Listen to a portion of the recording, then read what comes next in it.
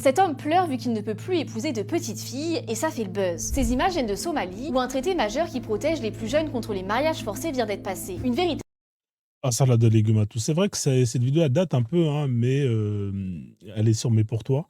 Et bah, j'en reviens tout simplement, hein. C'est vraiment vrai, hein, le barbu que vous avez vu, avec les cheveux rouges, pleurait parce que effectivement il y a une loi qui est passée et qui faisait passer l'âge, hein, du mariage, des filles, hein, des femmes de je sais plus quel âge, hein, 10 ans, 11 ans ou à 18 ans ou un truc comme ça.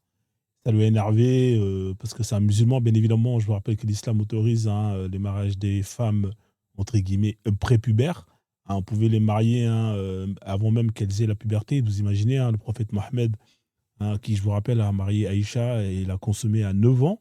À 9 ans, une fillette de 9 ans, hein, donc c'est dans leurs mœurs, hein, c'est dans leur culture, c'est dans cette religion-là, hein, de pouvoir marier et consommer des voilà, il faut dire ce qui est, c'est de la criminalité tout simplement. Et c'est halal, c'est autorisé, légiféré et tout ce qui va avec. révolution dans ce pays où, selon l'ONU, près d'une fille sur deux est mariée avant 18 ans, parfois dès l'enfance, souvent à des hommes bien plus âgés. Résultat, sur les réseaux sociaux, des hommes parfois en larmes ou fous de rage dénoncent cette ratification, estimant Bon, après ça, c'est des vidéos qui n'ont rien à voir avec le Somalie, hein. Là, je vous arrête tout de suite, hein. Je sais pas pourquoi ils mettent des vidéos qui n'ont rien à voir. Ils mettent des noirs, ok, mais c'est pas la Somalie, ça. qu'elles menacent leur mode de vie et leurs valeurs. Certains vont jusqu'à dire qu'interdire ces mariages reviendrait à renier l'islam. Sauf qu'au Non, mais c'est vrai, hein, interdire ces mariages revient à renier l'islam. Et je suis complètement d'accord. Effectivement, je suis complètement d'accord sur ce point-là. Qu'est-ce que vous en pensez? Est-ce qu'il faut, c'est la religion en même temps, hein.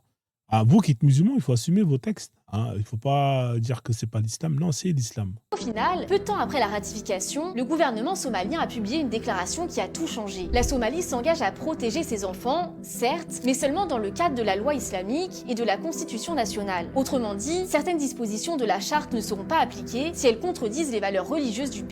Ouais, mais tu peux pas faire une loi et en même temps dire que oui, si la loi contredit l'islam, on va pas l'appliquer. Ça veut rien dire tout ça, c'est de la merde. D'ailleurs, je sais pas ce qui s'est passé par la suite. Est-ce qu'ils ont cédé sous la pression des religieux, hein, honnêtement, je crois ils ont fait demi-tour, hein. Je sais plus. Mettez en commentaire, j'ai pas trop suivi.